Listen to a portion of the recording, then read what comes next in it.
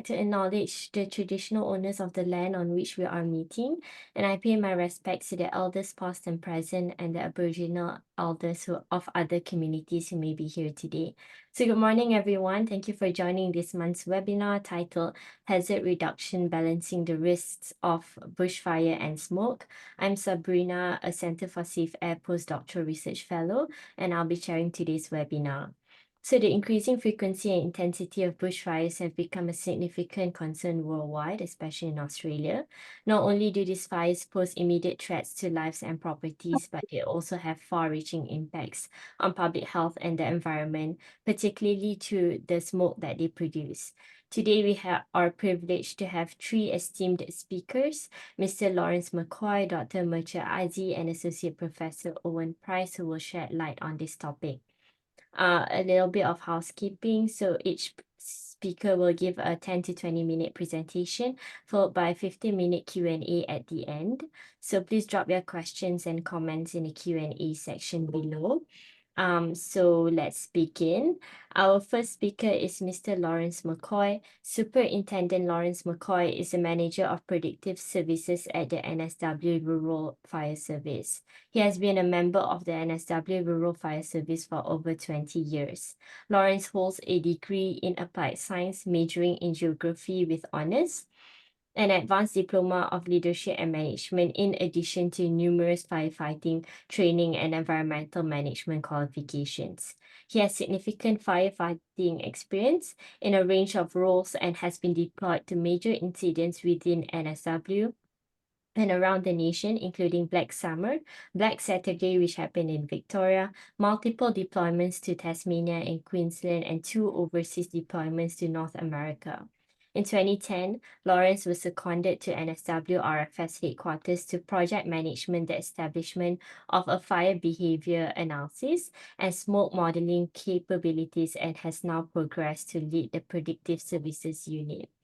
So we're very glad to have you here today, Laurence. Can you please share your screen when you're ready? Thank you.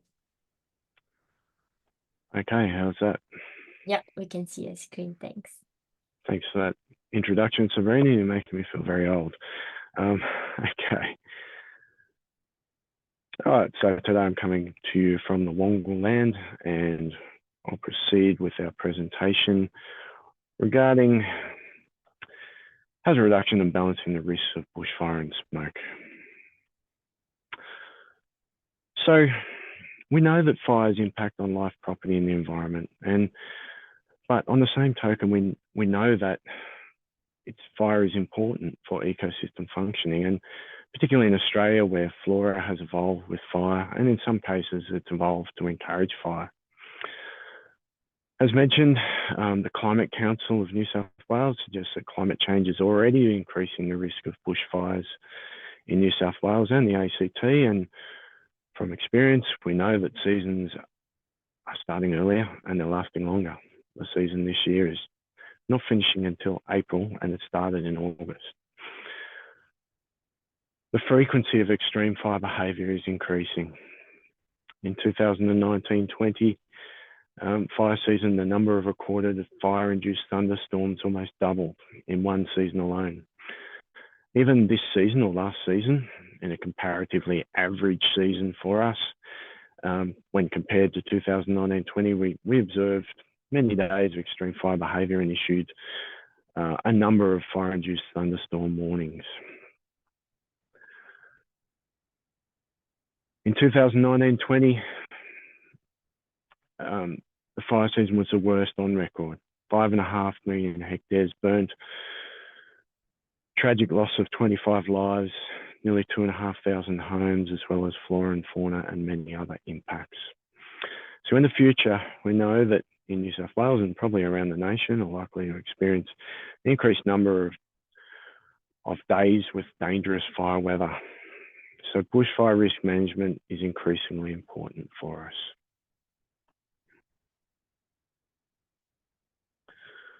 So I'll just talk a little bit about Black Summer and some of the smoke impacts there. And Black Summer was one of the worst cases of smoke impact recorded. And we can see from this image as a NASA satellite imagery, and it paints a picture of and explains part of the reason why the east coast of Australia was shrouded in smoke for many days, for long periods of time. We had reports of smoke circulating the globe, and that smoke influencing weather patterns and also impacting people's health and people's lives. And the statistics on the number of ambulance call-outs increasing and hospitalisation increasing, and in some instances, the tragic loss of lives associated with smoke as well.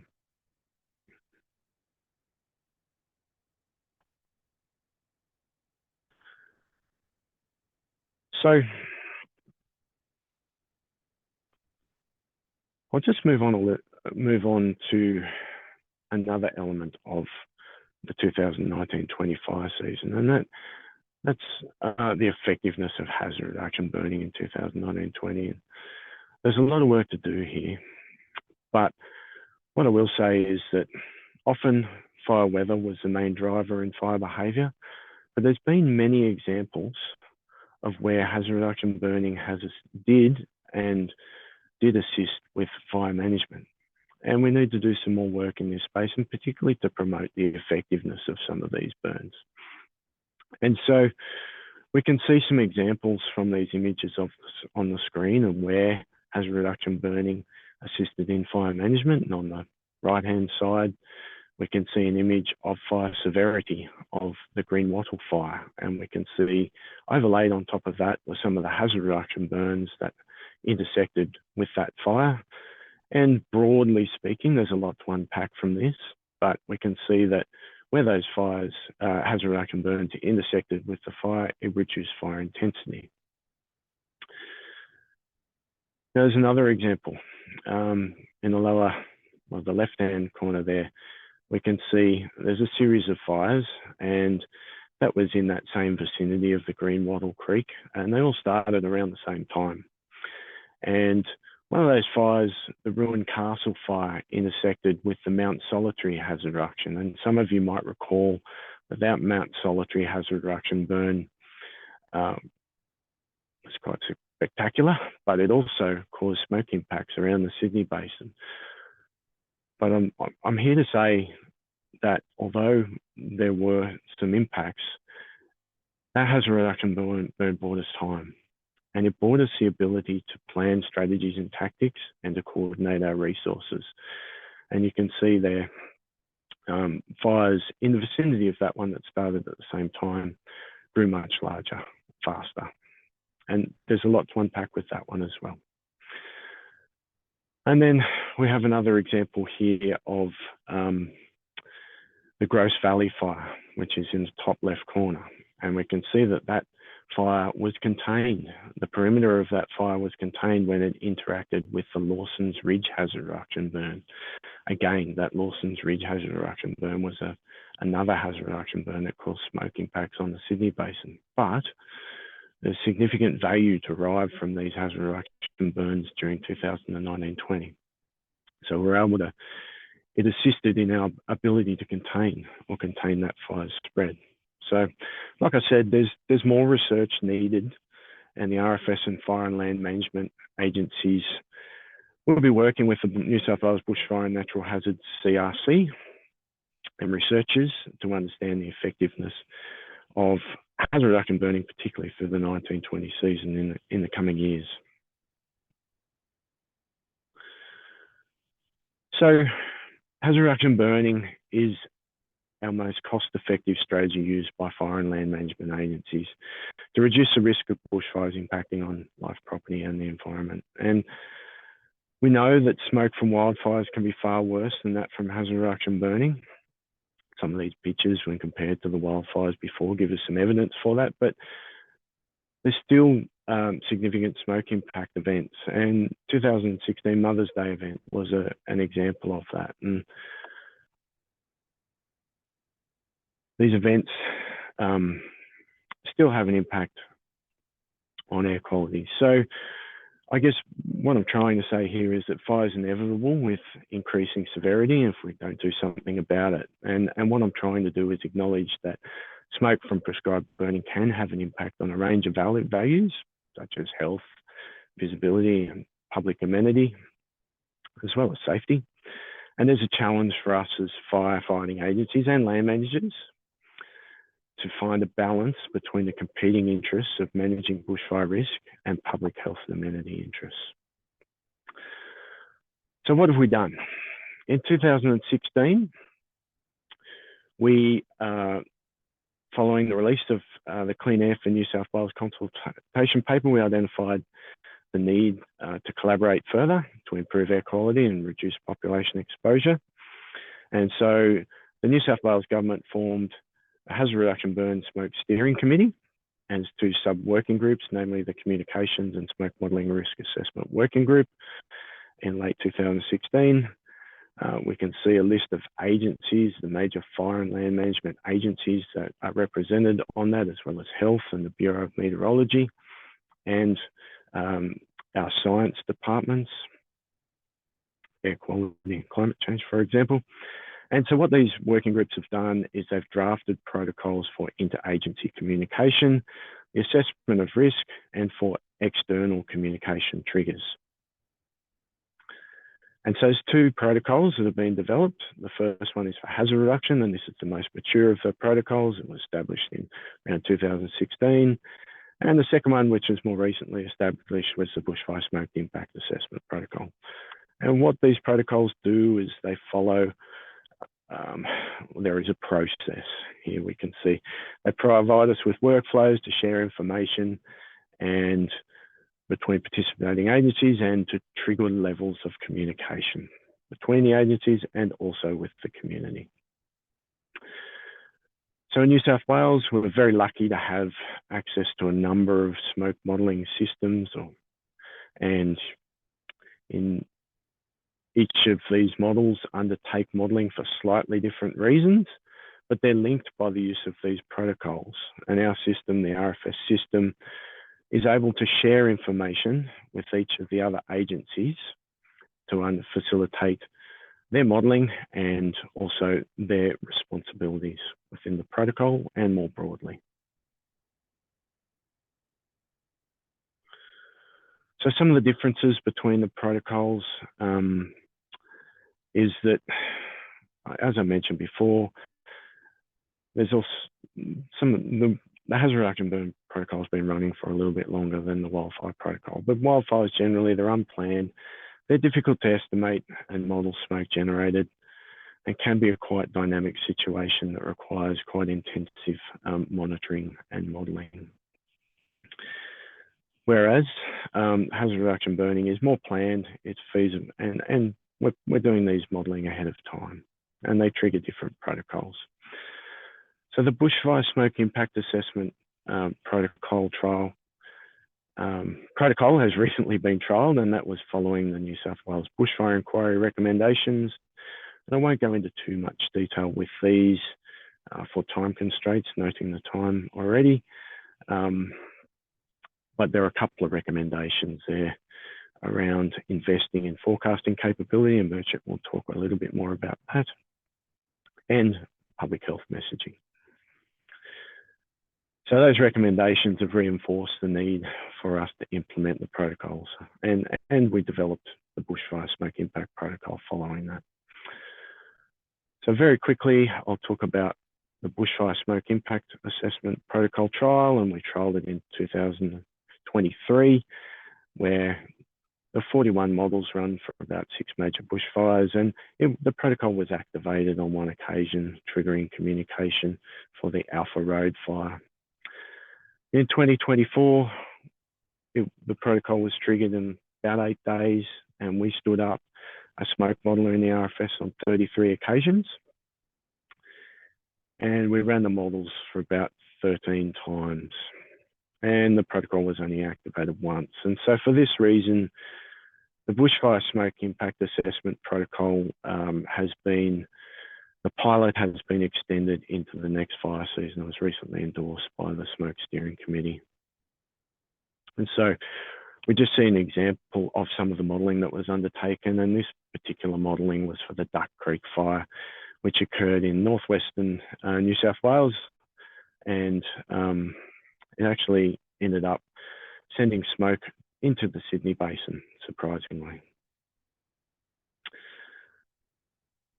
So just on the last slide here, and I'd argue that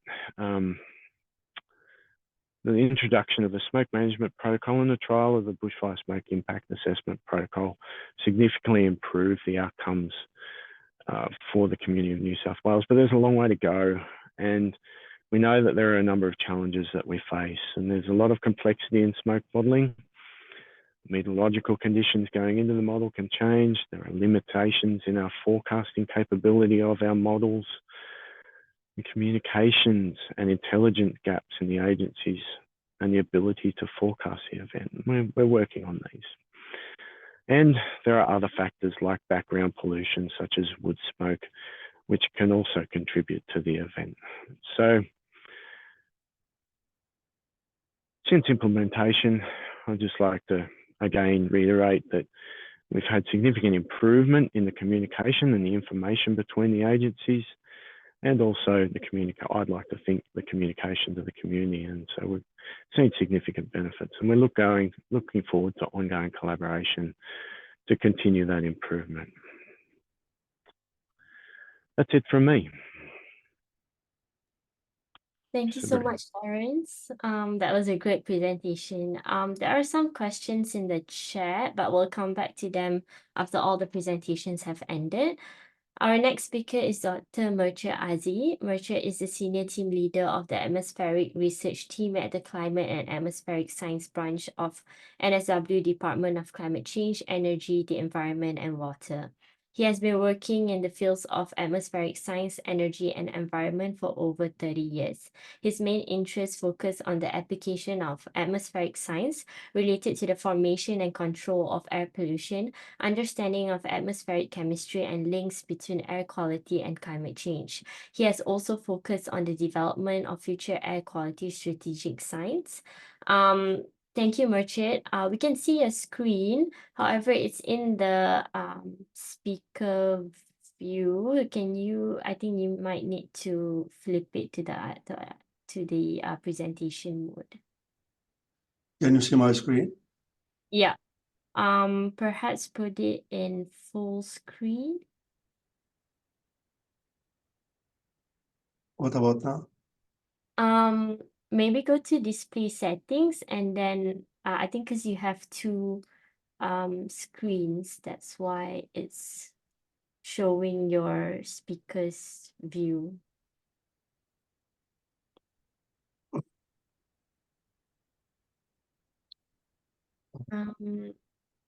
Maybe go into slideshow again and click new share as what Bill has said in the chat.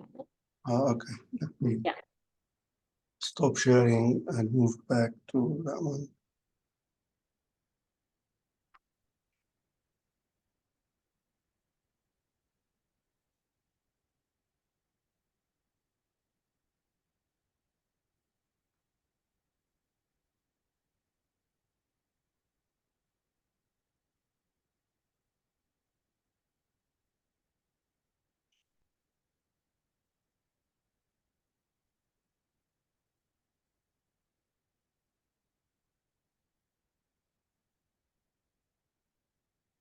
Still the same?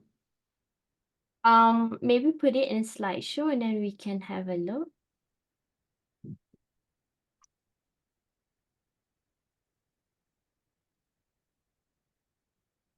You know can you see the display settings at the top? Yeah. Display setting, yeah. Yeah, swap. The first one. Yeah, okay, now we can see your full screen. Okay. Thanks for that. Sorry about this delay. I tried to capture the time. Okay, I'm Murchid Aziz. Thanks, Sabrina, and thanks for the committee for asking us to give this presentation. Today, I'm going to talk to you about New South Wales air quality forecasting smoke modeling capability. And definitely, I'm not going to repeat what the introduction that Laurence provided to us about the importance of bushfires and how we should deal with that. So I'm going to talk about towards resilience and adaptation in New South Wales to deal with current and future bushfires. So by definition, I think everybody referring to bushfire smoke as a new normal and how we can deal with that. It's gonna be a bit tricky, and that's why we are here trying to do this job and make some improvement in knowledge and technology so we can bring some safe environment for our residents. Well, definitely longer bushfire seasons have resulted in severe smoke events and increased air pollution. And we've all seen what happened over the last few years. So we need to make better preparation to protect public health and provide consistent messages across the state.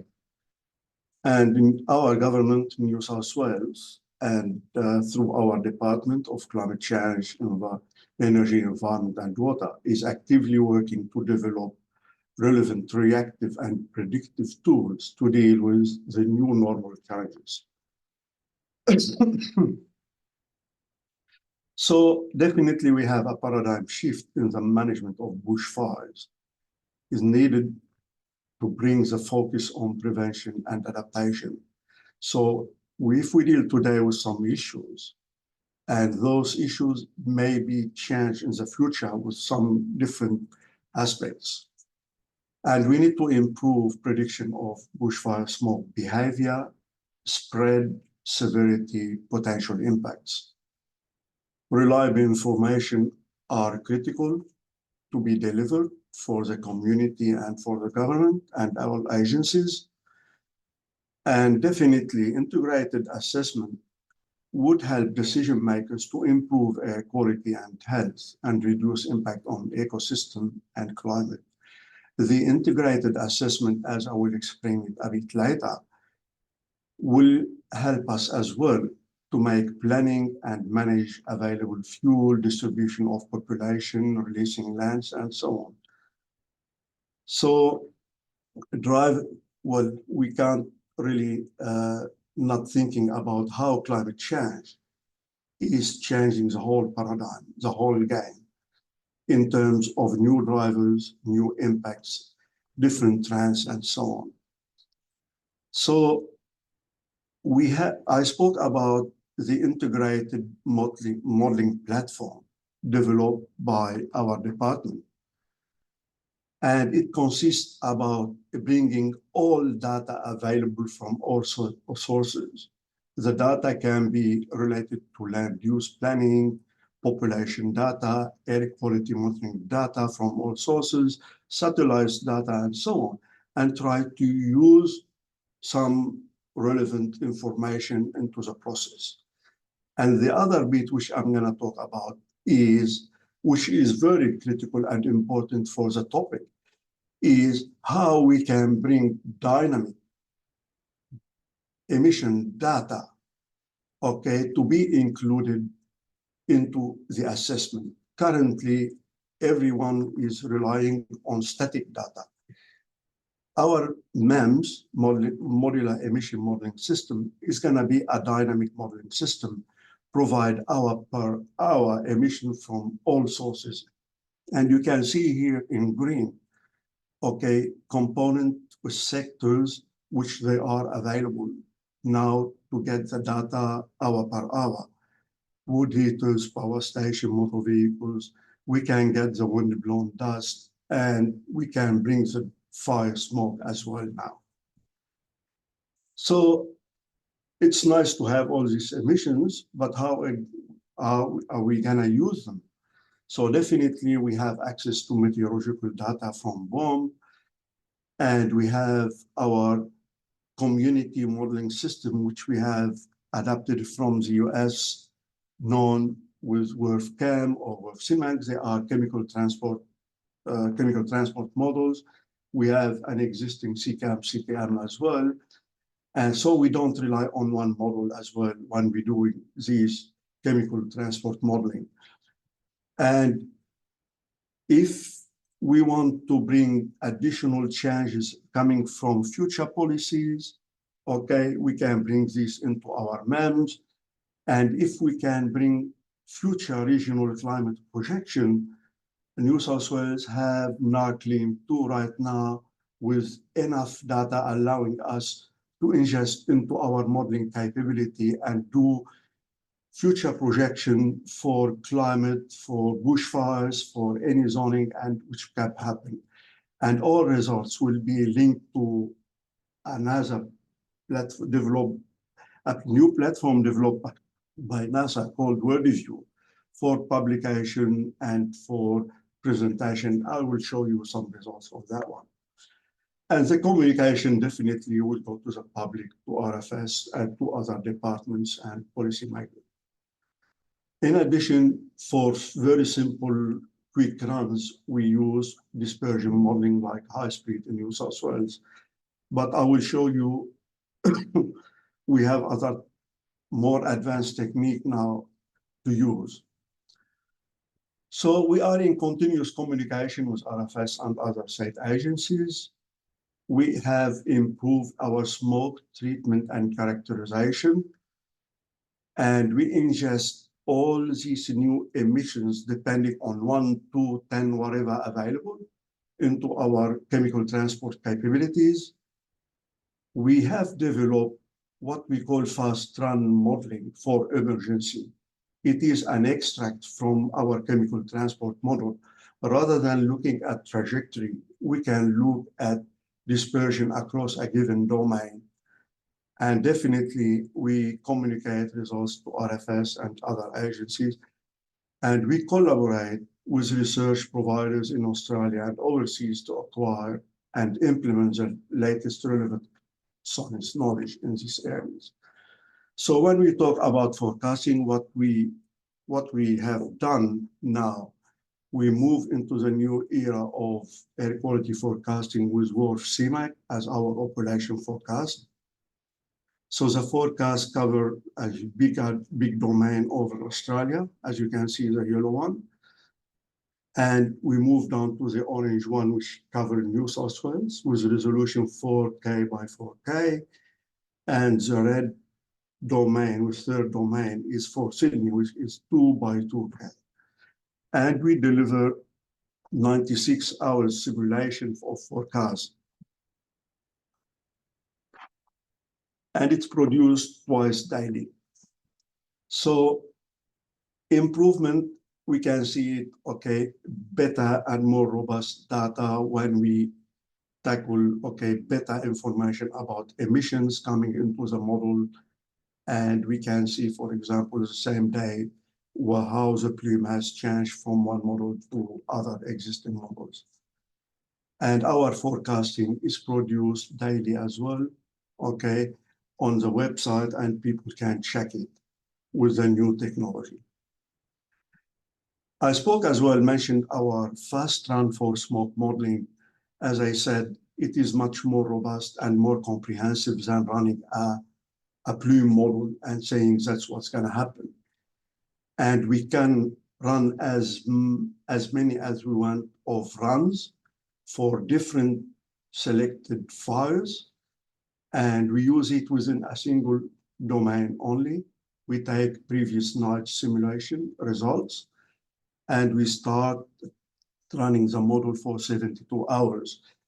And we can get results within 1 hour and a half to 3 hours, depending on complexity of the situation. And this fast run will allow us really to see properly the expand and the concentration that people will be exposed to, or how they are depleted or dispersed across the whole domain. We have modified the way we treated our fires by taking the fire differences, so we cannot really add on. As we can see here, in the past, the explosion of the extreme bushfires out happened, and the model really failed to manage it properly, and our new model produced a much better and more robust right now. And how we are going to present all these results, as I said, we decided to move into the NASA platform, which is known as WorldView.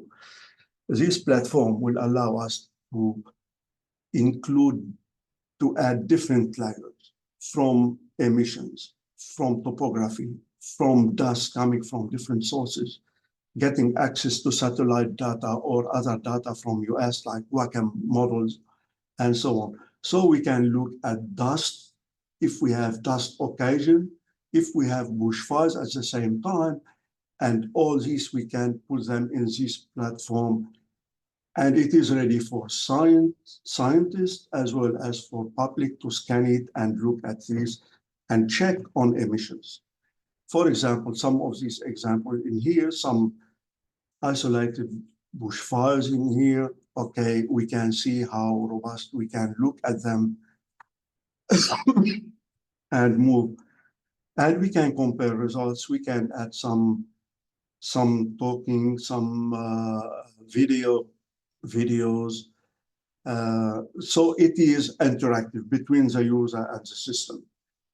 And RFS, including cameras, health, they can have access to that one at the moment, and we provide this daily to them. So what's our position towards the future, knowing that we have different drivers, different stresses on us coming from explosion of population, land releases, climate change, and so on. A new technology emerging from like using local sensors. So we're bringing all these ideas together, all right, modeling smoke to assess and predict air quality impacts. As I said, we are moving into the world of CMAC as a tool which we are using, and it is a community tool worldwide used and fully supported. And we have new approaches and methods developed by this community through WRF CMAC and WRF CAM, which they are two chemical models, okay, care transport models, to simulate and track emission from smoke.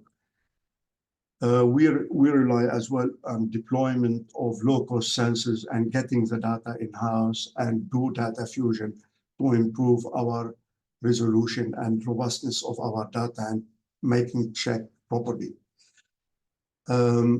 We look at as well, as I said, because with our integrated modeling, we have the capacity to include climate change, okay, through NICLIM to simulation, and look at potential bushfire occurrences, different region, and the effect of bushfire on climate change as well, because we have a reverse impact. We look as well as changes in the behavior and chemical composition of bushfires downwind, and look at exposure, what steps we can use to reduce population exposure. A new air quality forecast and assessment dashboard will be accessible to all people, all public. And more interactions and collaboration with researchers that we are aimed to in the future, and currently we are doing it with different universities. And we will definitely open windows to have more interaction with communities and with our RFS colleagues. And I stop here. I hope I didn't take more than I was given. Thank you so much, Richard. That was a very informative presentation. Now we'll move on to our last speaker, which is Associate Professor Owen Price. Owen is Director of the Center for Environmental Risk Management of Bushfires at the University of Wollongong. After an early career as an animal ecologist, for the past 17 years, he has worked with fire management agencies to solve problems around effective bushfire risk reduction. This has included evaluating the effectiveness of prescribed burning, the risk factors associated with house loss in bushfires, and the production and spread of smoke from prescribed burns. He has published 130 scientific papers and 40 government reports.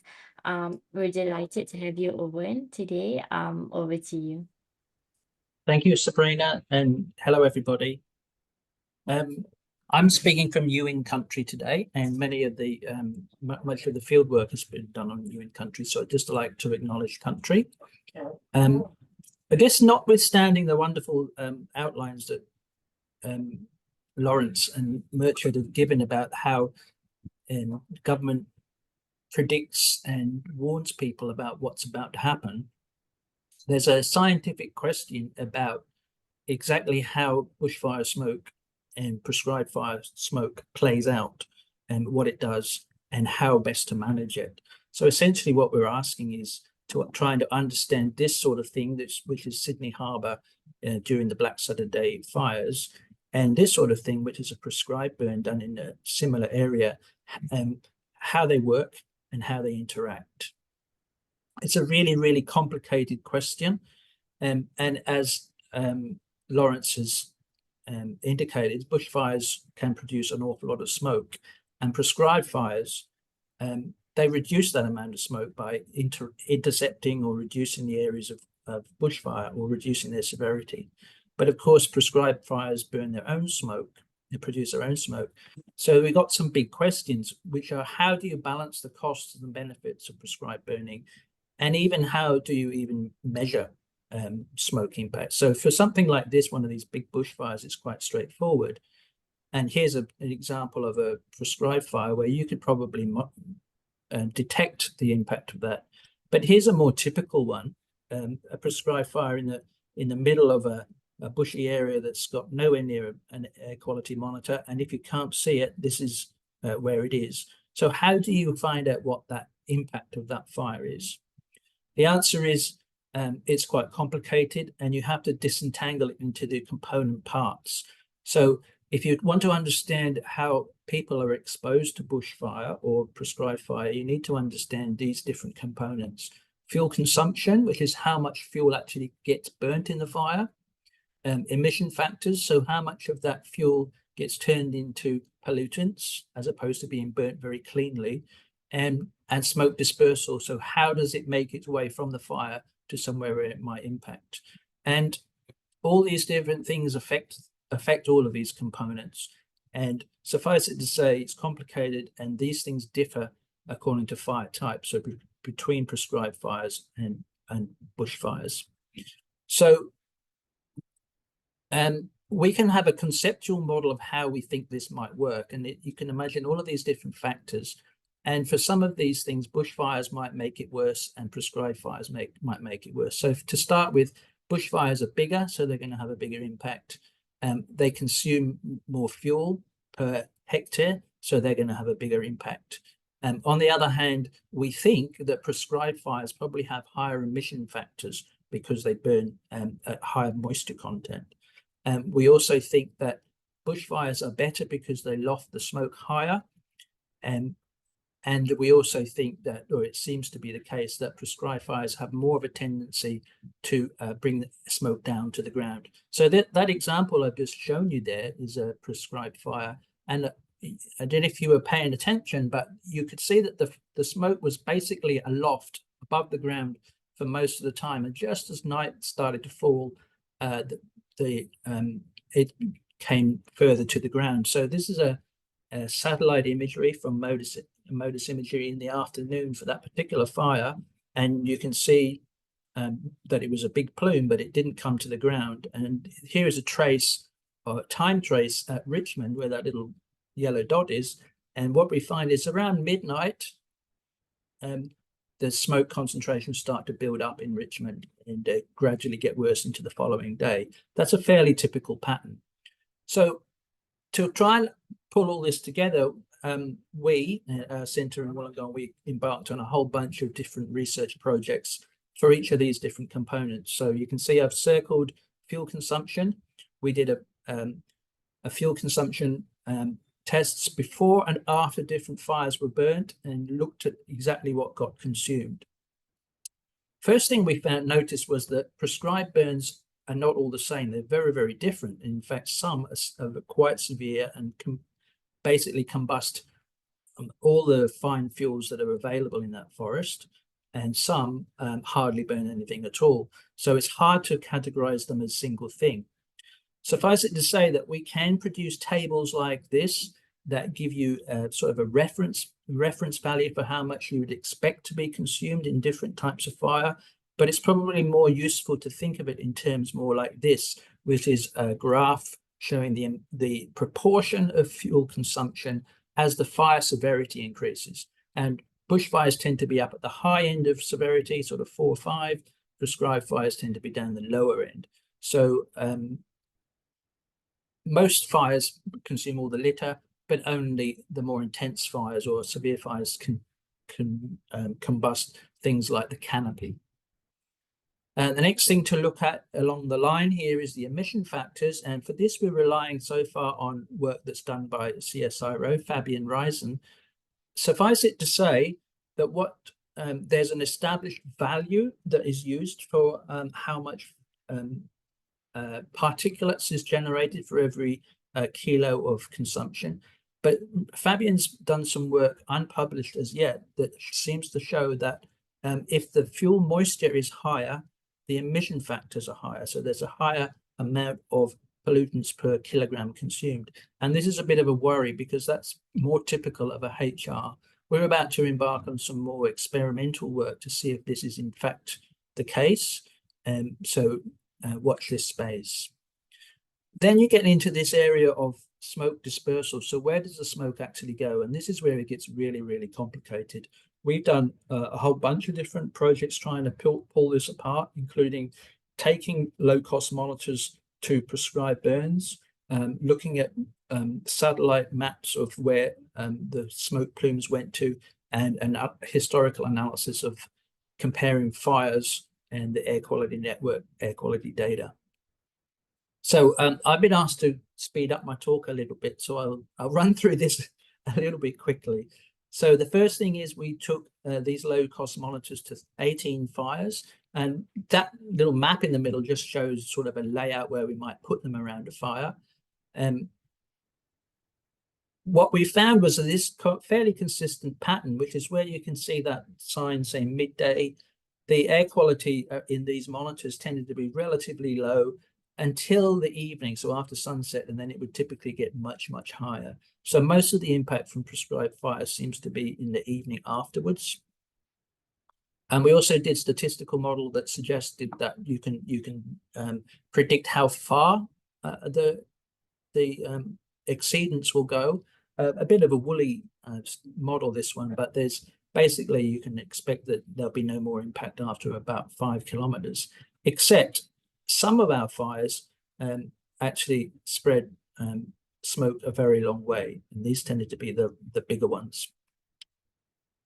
The next project we did was examining smoke from satellites. So we digitized all the smoke plumes that could be seen from MODIS satellite for a 17-year period.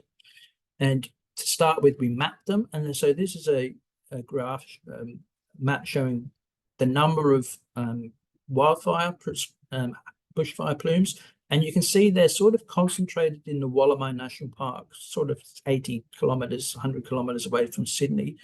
And then this is where the hazard reduction plumes are. So there's a lot fewer of these that are visible from space, but they're concentrated much closer to where the people are.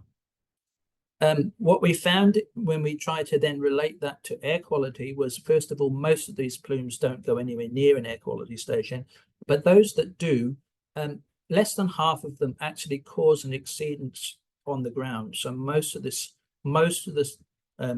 plumes are staying aloft, at least at the time that we map them. The next thing we go on to is historical analysis of the air quality monitor data, and so relating that to where fires have been historically. The first one, there's 3 different projects, and I'll go through them one at a time. The first one is a model for individual fires. So that is to say, we know there's a fire occurring. Can we pick up a signal from smoke in the air quality network, which is mostly around Sydney? I call this the needle in the haystack analysis, because you can imagine most small fires are not going to have a detectable impact. But when you go through and get enough data, you can actually start to look at that. get some answers. And the first thing to notice is these graphs that there is a very definite drop-off in the likelihood of getting or the PM concentrations, particulate concentrations, as you go further away from the fire. So typically, it's only when you get to within about 20 kilometers, then you start to get a potentially a rapid increase in concentrations. The other things that came up were the area of the individual fire was important, and a very steep increase as you increase the size, and then possibly flattening off. And the third thing is that atmospheric stability is really key, and very stable air was responsible for much higher particulate values. I think, given the time, I won't even talk about this particular model, but so I'll go on to the third one, which is where we examine the trade-off. And that is to say, we looked at the total area burnt in 150 kilometers around Sydney for 900 days when there were fires. And we looked at the particulate concentration in those 5 air quality monitors as predicted by the fire type, the area, and the weather. And then we used that to say, well, what if we increase the amount of prescribed burns and therefore reduce the amount of wildfires in this same region? What would end up happening to the smoke exposure? So this is the main result that we had. So this is the relationship of the area burnt in that particular day to particulate concentrations in Sydney. And you can see there's 2 lines here, because what we found particularly was there's something different going on for smaller fires up to about 2,000 hectares, a very steep relationship. And then when they get really big, the effect seems to be much more reduced. So they do have a higher concentration, but the increase with area is less. And then when we do the modeling to say, well, what is the impact, supposing we did increase our the area of prescribed burning? Basically, what we're finding is the more prescribed burning you do, the higher the concentrations, or the higher the number of days with prescribed with particulate impacts is going to be. So the conclusions are that it seems from our work, this is empirical work. I mean, it's sort of comparable in a way to what you could do with the models that Merchant and Laurence use, but multiple lines of evidence are always good. It suggests that hazard reduction prescribed burns make the smoke situation worse overall in the long term. We found the particular effect of the still air or a sea breeze makes things worse. So that a sea breeze tends to trap air into the Sydney Basin. We could probably improve on predictions for local residents, because one of the problems with the current atmospheric dispersion models is they don't seem to work very well on the smaller fires. So improving that would be very useful. There's probably a benefit in burning very large areas at once. All of this stuff needs to have more investigation, because that's a very serious change in management protocols. But that our research seems to suggest that would help. Well, some of the things we don't know much about is we really need to keep going with this kinds of research to gather more evidence that larger prescribed burns really are better. We could use this with a bit more work to work out what burn windows are still available for managers, because obviously some of the things we're suggesting is there are certain weather patterns that are really can make things worse, and some that can make things better. I think there's a need to improve the prediction of exposure in the rural areas, so where you're a long way away from a monitor. We're working now with trying to get better emission factors, but one of the things we don't know really is whether or not all the work on emission factors is sampled from the edge of a fire, not from the middle of it, and that would be really useful. And we've got research going on at our centre now, which is looking at the smoke aging process. So do things change hours and days after the initial fires? I have been told that higher resolution atmospheric transport models would partially answer a lot of these questions. So I think that's worth pursuing. And then lastly, I just wanted to say something, Laurence mentioned this climate change. There will be more wildfire, it's inevitable. And one of the problems is that in order to maintain our level of risk from wildfire, we're going to have to do more prescribed burning. And that's going to make it even worse. So I think we're probably moving into an area where we're going to have to be living with or trying to manage by being nimble or something like that, what is essentially an increasing level of smoke exposure. And with that, I'll leave it. Thank you. Thank you so much, Owen, for sharing those valuable insights.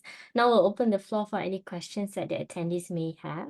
So Arabella had a few questions. First one is for Laurence. I think it's about the scientific evidence that hazard reduction burn can reduce fire intensity.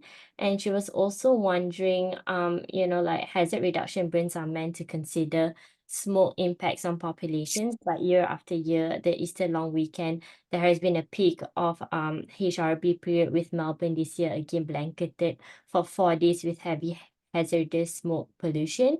So why is the burning intensified in such a critical period when countless Victorians are planning to be outdoors, especially during the holidays? Well, I can answer the last question first, if you like. The protocols we discussed apply in New South Wales, and we're presenting on behalf of New South Wales government with this, so I can't really comment on Victorian policies, I'm sorry. But what I can comment on is that question regarding the intensity of bushfires. And so the intensity of bushfires relates to an equation. It's called the Byram's equation. And so what we know is that we get greater intensity when the weight of the fuel and the fires spread faster, and fires spread faster on bad fire days. So in catastrophic or extreme fire weather, we know that the intensity is going to go up pretty much regardless of the weight of the fuel. So the effectiveness of hazard reduction decreases with increasing severity of weather.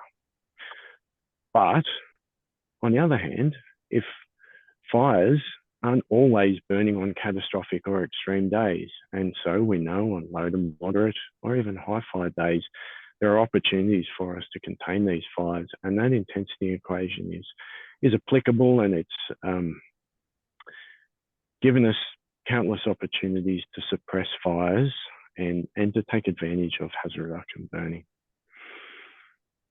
Does that answer that question? Yeah, I think so. Thanks, Laurence. The next question is for Merchant. So Arabella said that better smoke pollution forecasts are critical for protecting human health. A major problem for communities is low level of awareness of the hazards of smoke pollution exposure. What efforts are being made to have this information relayed by news and weather public media?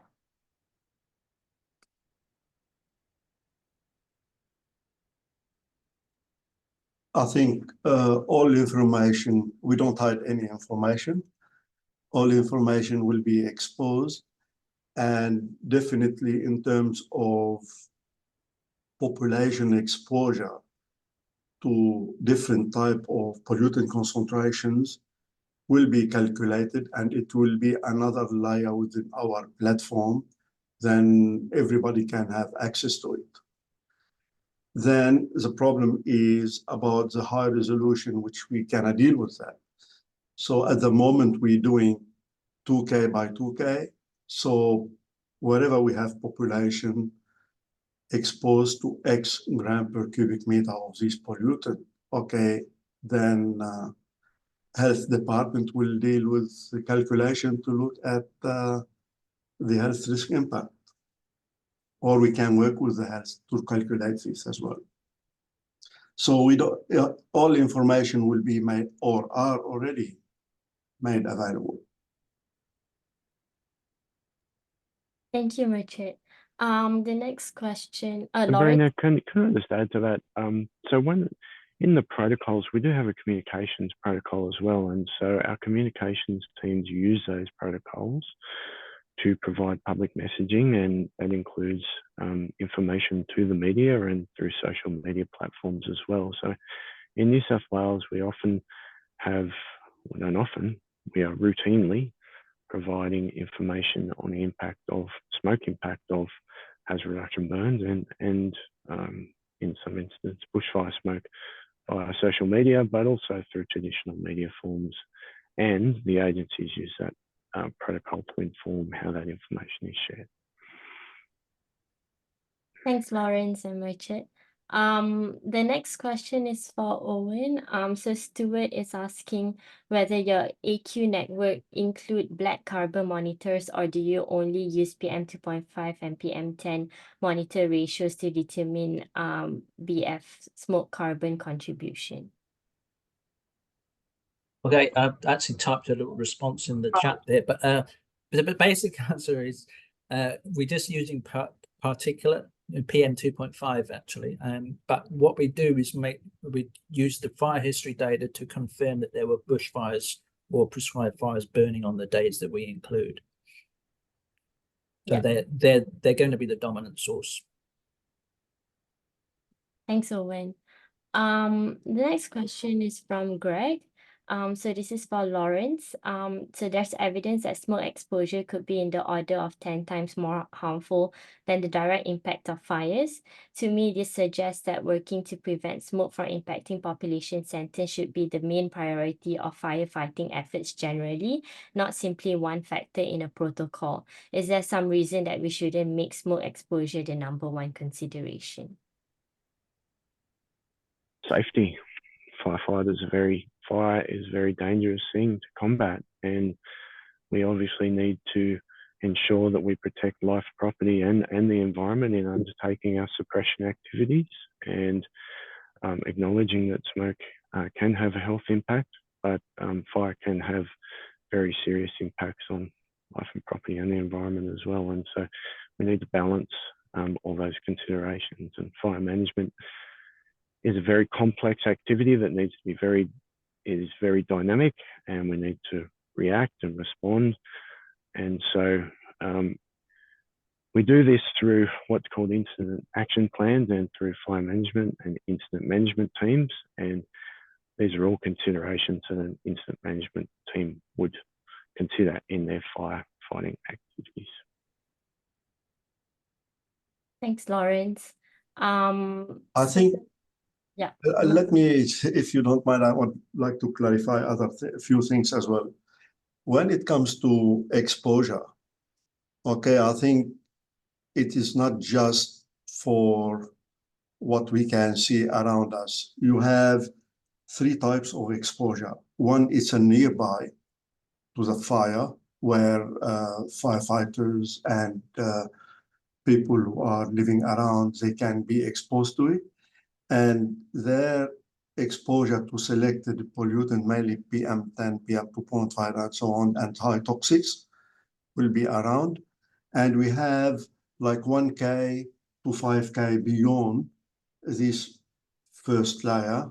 There will be as well some dispersion going in there. And beyond that, like when we have some HRBs happening far away, as they migrate into Sydney, disperse into Sydney, and so on. So the pollutants formed during this period are different from what they used to be as when they have been emitted. So that's why we work with RFS, work with all partners, okay, to make sure we cover everything from nearby to far beyond of the fire, as long as it may impact. Thank you, Merchant. It's already 12 p.m., so we'll just conclude today's webinar. I just want to extend my sincere appreciation to Laurence, Merchant, and Owen for their excellent presentations on this topic. We didn't get to go through all of the questions. There's a lot of questions in the Q&A section, but we hope the attendees have found the information valuable and insightful. But if you have any further questions or would like additional resources, please don't hesitate to reach out to us. And we look forward to seeing you at our next webinar. Thank you and have a wonderful day.